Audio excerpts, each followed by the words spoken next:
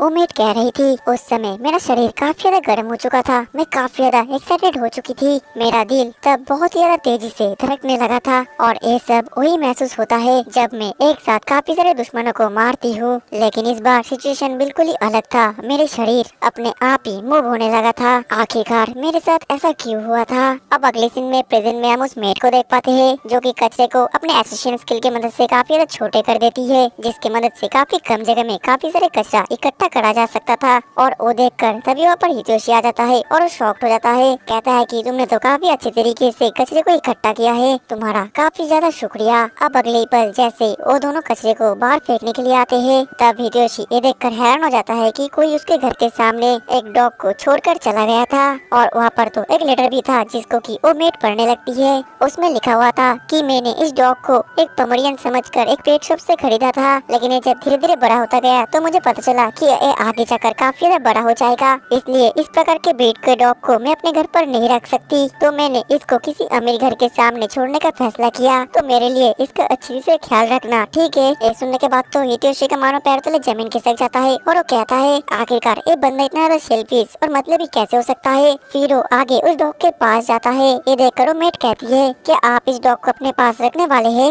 Hitoshi कहता है कि हाँ, इसको मैं अपने पास ही रखने वाला हूँ। बाहर काफी ज्यादा गर्मी है और ये काफी ज्यादा छोटा भी है। अगर मैंने इसको ऐसे ही छोड़ दिया तो गर्मी की वजह से ये मर भी सकता है। ये सुनने के बाद तो सर्वेंट को अपनी पास्ट की बातें याद आने लगती है और वो कहती है ए एक एनिमल है और एक एनिमल जब तक अपने जीने का इच्छा रखता है तब तक इसको कोई भी मार नहीं सकता। सिर्फ काइंडनेस की वजह से अगर आप इसको अपने पास रखेंगे तो फिर इसका परिणाम काफी ज्यादा बुरा हो सकता है। इस डॉगी को इसलिए यहाँ पर छोड़ दिया गया क्योंकि ये इसके किस्मत में लिखा था। ऐसे कमजोर जानवर को जंगल में मरना ही पड़ता है और इस प्रकार के जानवर को अगर खुद को मजबूत करने के लिए मजबूर न कराया गया और आप अगर इसके लाइफ को बिना मतलब के बचाते हैं तो इसका परिणाम काफी ज्यादा बुरा हो सकता है और ये आपको परेशान भी कर सकता है। जवाब में हितोशी कहता है तुमने जो कुछ भी कहा वो मुझे बिल्कुल भी समझ में नहीं आया, लेकिन पिछले दिन जब तुमने मेरी जान बचाया था तब वो तुमने दया की वजह से तो नहीं किया। ये बात उस मेट की पूरी तरीके से दिल को छू लेता है। और पर हितोशी आगे कहने लगता है अगर हम किसी की जिंदगी खतरे में देखे तो हमारी इंसानी फितरत कुछ सोचने से पहले उसकी मदद करने के लिए अपने आप ही बढ़ जाता है।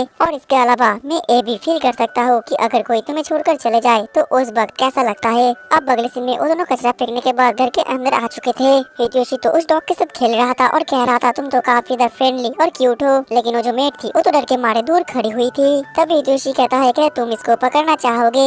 मेट कहती है नहीं। हितोशी कहता है एक बार इसको देखो तो सही, ये कितना ज्यादा फ्लफी और क्यूट है। जिस पर कि वो मेट डर के मारे फिर से उस डॉग से दूर हो जाती है। ये देखकर हितोशी समझ जाता है और वो कहता है कहीं तुम डॉग से डरती तो नहीं हो? वो मेट तो काफी ज्यादा घबराई हुई थी और कह रही थी नहीं, मैं डॉग से बस थोड़ा ही डरती हूँ। वहीं पर उसका ये डरा हुआ चेहरा देखकर हितोशी अपने मन में कहता है ये तो काफी ज्यादा क्यूट लग रही है। तभी वो मेट कहती है अगर आप चाहते हो तो मैं इसको जरूर छूऊंगी, लेकिन वो तो अभी भी काफी ज्यादा डर के मारे कांप रही थी। ये देख हितोशी कहता है अगर तुम इस पपी से डरते हो तो तुम्हें अपने आप को फोर्स करने की कोई जरूरत नहीं है, लेकिन आखिरकार तुम डॉग से क्यों डरती हो? जवाब में वो मेट कहती है जब मैं छोटी थी तब मेरे मास्टर मुझे ट्रेनिंग देते थे और ट्रेनिंग देने के नाम पर वो मुझे घने जंगल के पहाड़ों में छोड़ देते थे और वहाँ पर काफी सारे जंगली कुत्ते थे। हितोशी कहता है मैं तुम्हें समझ सकता हूँ, लेकिन इस तरीके से तो तुम इस कुत्ते से कभी नहीं मिल पाओगे। ये सुनने के बाद उस मेट को बुरा लगता है और कहती है मुझे माफ कर देना कि मैं आपकी मदद नहीं कर सकती।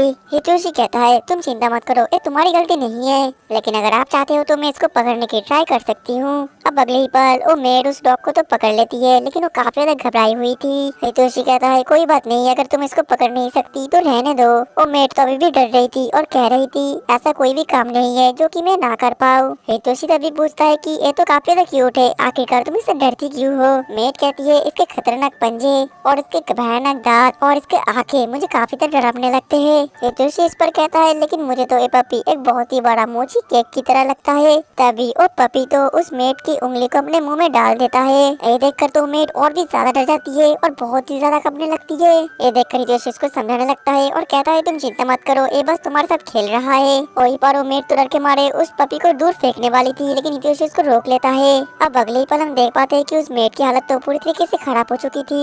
वही दूसरी तरफ वो पपी तो अभी भी हितोशी के साथ खेल रहा था। ये देखकर मेट हितोशी को कहती है उनके साथ ऐसे मत खेलो, ये करना आपके लिए काफी ज्यादा खतरनाक हो सकता है। जवाब में हितोशी कहता है तुम चिंता मत करो और चलो शॉपिंग करके आते हैं। अब अगले सीन में हम देख पाते हैं कि वो दोनों तो पेट शॉप में आते हैं और वहाँ पर वो मेट उस डॉग के लिए काफी सारी चीजें भी खरीद लेती है। जिसके बाद वो पप्पी अपने न्यू पट्टे के साथ काफी ज्यादा खुश होता है और हितोशी उस मेड को थैंक यू भी करता है उसकी मदद करने के लिए। पहले मेरी जिंदगी में आप जैसा कोई भी पर्सन नहीं था।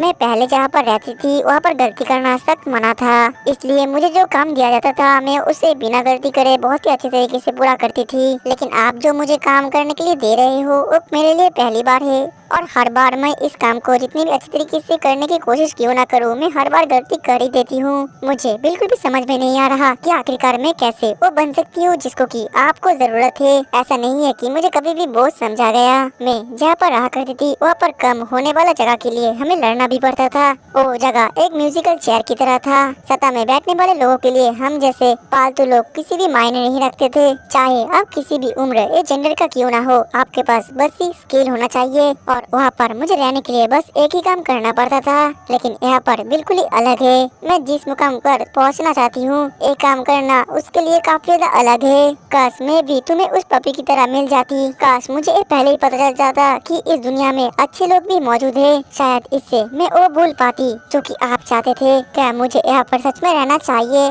मुझे नहीं लगता कि आपको मेरी यहाँ पर कोई जरूरत भी है। तभी हितोशी कुछ बोल पाता, लेकिन वो डॉगी तो हितोशी को आगे खींच लेता है। फिर वो रुककर कहता है, तुम्हारी बात सुनकर मुझे ऐसा लगता है कि तुम अपना पुरानी नौकरी के छोड़कर एक नॉर्मल लड़की की तरह बनना चाहती हो और ये सोचना काफी ज्यादा अच्छी बात है। ये सुनने के बाद तो उमेद काफी ज्यादा हैरान होती है और अपने मन में कहने लगती है, लोगों को मारना छोड़ के एक नॉर्मल लड़की की तरह जिंदगी बिताना, मैंने तो ये सोचा ही नहीं था। आगे हितोशी कहता है कि देखो ये सनसेट कितना ज्यादा सुंदर लग रहा है। इस पर उमेद उसके पास आती है और फिर सनसेट को देखने लग जाती है और वो अपने मन में कहने लगती है, अगर मैं लोगों को मारना छोड़ दूं और अपने पास्ट को भूल जाऊं तो फिर इस दुख भरी दुनिया से बाहर भी एक अच्छी दुनिया, क्या मैं इसको अच्छी तरीके से जान पाऊंगी? आगे हितोशी उसको बताता है, क्या तुम्हें पता है जब तुम पहली बार मेरे घर आए थे तब मैं तुमसे काफी ज्यादा डर गया था। ये सुनकर उमेद तो काफी ज्यादा हैरान हो जाती है। हितोशी कहता है, मेरा मतलब ये है कि मुझे एसोसिएशन को अपने पास रखने की आदत नहीं है, लेकिन तुम्हें देखकर मुझे ऐसा लगता है कि एसोसिएशन को लेकर मेरी सोच गलत थी।